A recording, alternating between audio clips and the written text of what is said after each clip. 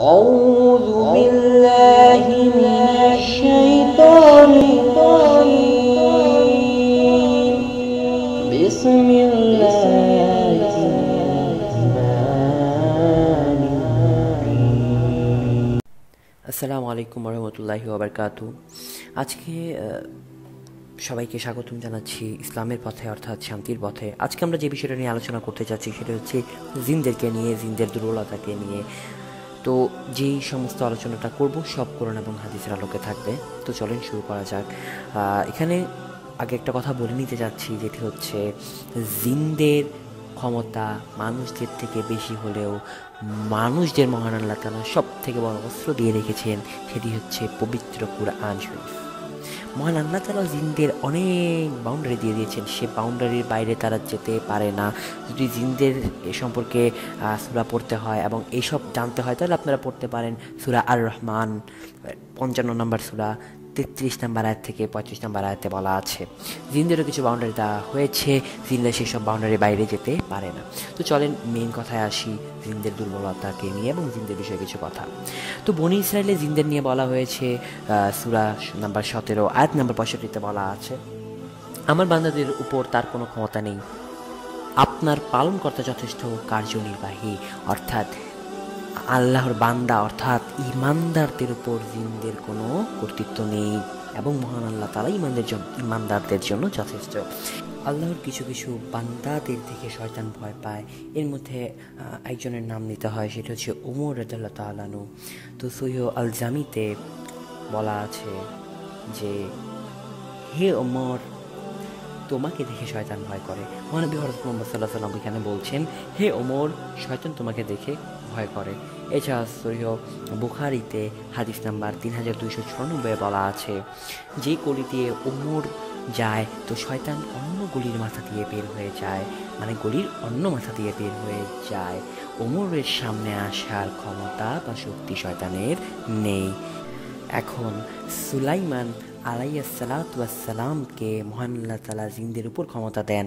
যদি কাফির জিনরা তাকে না মানত অথবা তার কথা না শুনতো তাহলে তাদেরকে আগুনের গোলা মারা হতো এবং আগুনে জ্বালিয়ে দেওয়া হতো, আগুনে জ্বালিয়ে বা পুড়িয়ে ফেলা হতো।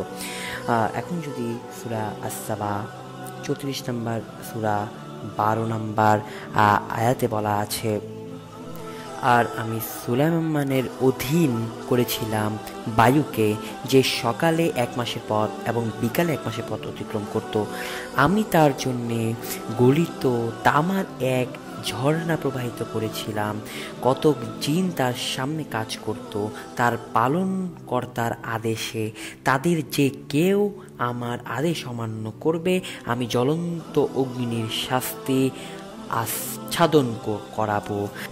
এছাড়াও সুলাইমান আলাইহিসসালাম যখন মৃত্যুবরণ করেন তখন তিনি একটি কাঠির সাহায্যে ভর দিয়ে দাঁড়িয়েছিলেন এবং যে কাফির জিনরা বা জিন জাতিরা যখন তার জন্য কাজ করছিল তখন তারা জানতো না যে তিনি মারা গেছেন। এ থেকে আমরা জানতে পারি জিনদের গায়েবী ক্ষমতা নেই, অর্থাৎ জিনরা এসব গায়েবী ক্ষমতা রাখে না। তো যখন তারা জানতে পারলো, একটা পোকা কামড় দিয়ে যখন কামড়াতে যখন লাঠিটা ভেঙে ফেললো এবং সুলাইমান আলাইহিসসালামের দেহ মোবারক যখন মাটিতে লুটিয়ে পড়লো তখন তারা জানতে পারলো যে তিনি মারা গেছেন এবং তারা তখন কষ্ট পেল এবং তাদের মনে শয়তানি ফন্দি আঁটলো যে তিনি সুলাইমান আলাইহিসসালাম এর তক্তার নিচে যে সিন্দুক ছিল সেই সিন্দুকে জাদুর বই রেখে দিল এবং লোকদের গিয়ে বলল, তোমরা কি জানো সুলাইমান আমাদের উপর কিভাবে কর্তৃত্ব করত? তখন তারা বলল কিভাবে? তখন শয়তান গিয়ে বলল, অর্থাৎ কাফির জিনরা শয়তানরা গিয়ে বলল, সে জাদুটোনা করতো, তওবা আস্তাগফিরুল্লাহ, জাদুটোনার মাধ্যমে সে আমাদের উপর কর্তৃত্ব আরোপ করত। যখন লোকেরা গিয়ে দেখলো আসলেই সেখানে জাদুর বই ছিল তখন তারা মানতে শুরু করলো যে হ্যাঁ, নবী সুন্নত, সুলাইমান নবীর সুন্নত হচ্ছে জাদু করা। তওবা আস্তাগফিরুল্লাহ, তারা এইসব মানত। এরপর থেকে আমাদের নবীজি রাসূলুল্লাহ সাল্লাল্লাহু আলাইহি ওয়াসাল্লাম পর্যন্ত এই জাদু চলতো এবং যখন মহান আল্লাহ তাআলা কোরআন শরীফ নাজিল করেন তখন এই কাফিরদের বিরুদ্ধে অর্থে মহান আল্লাহ তাআলা বলেন সূরা আল বাকারা সূরা নম্বর 2 102 নম্বর আয়াতে বলা আছে যে সুলাইমান জাদু করতো না বা সুলাইমান কুফরি করতো না, মূলত কুফরি করতো জিনরা, এবং যা শিখাতো মানুষদেরকে এইসব হারাম। এ থেকে আমরা জানতে পারি জাদু করানো, জাদু শিখা, জাদু শেখানো এবং জাদু করা এই সবই হারাম, এসব করা যাবে না। এছাড়াও যদি আমরা আরও দেখতে চাই, সহিহ বুখারীতে বলা আছে, এখানে শয়তানের কিছু দুর্বলতা নিয়ে এখন বলছি, যেটা হচ্ছে সহিহ বুখারীতে বলা আছে 5623 নম্বর হাদিস। এখানে বলা আছে যেসব খাবার বিসমিল্লাহ বলে বন্ধ করা হয়, যেসব দরজা বিসমিল্লাহ বলে বন্ধ করা হয় এবং যে কাজ বিসমিল্লাহ বলে শুরু করা হয়, বিসমিল্লাহির রহমানির রহিম, সেই সব কাজে শয়তান ঢুকতে পারে না। অর্থাৎ আপনি যখন খাবার খাবেন তখন যদি আপনি বিসমিল্লাহ বলে খাবার খাওয়া শুরু করেন তো শয়তান সেখানে ঢুকতে পারবে না, বা বিসমিল্লাহ বলে খাবারটা ঢাকেন তাহলে শয়তান সেখানে ঢুকতে পারবে না। এবং যদি আপনি আপনার বাসার দরজা বিসমিল্লাহ বলে বন্ধ করেন তাহলে শয়তান সেখানে ঢুকতে পারবে না।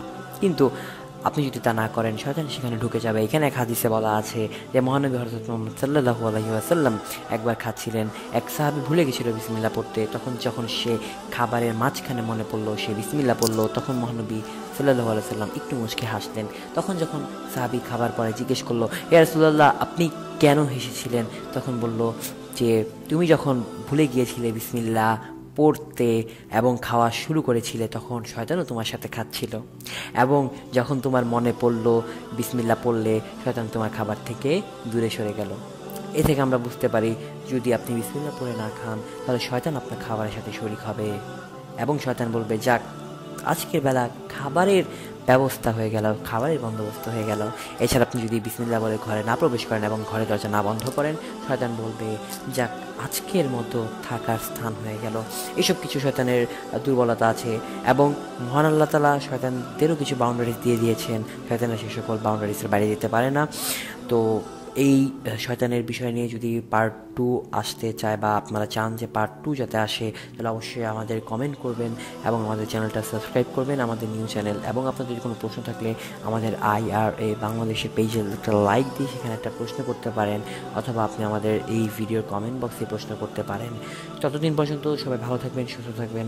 আসসালামু আলাইকুম ওয়া রাহমাতুল্লাহি ওয়া বারাকাতুহু।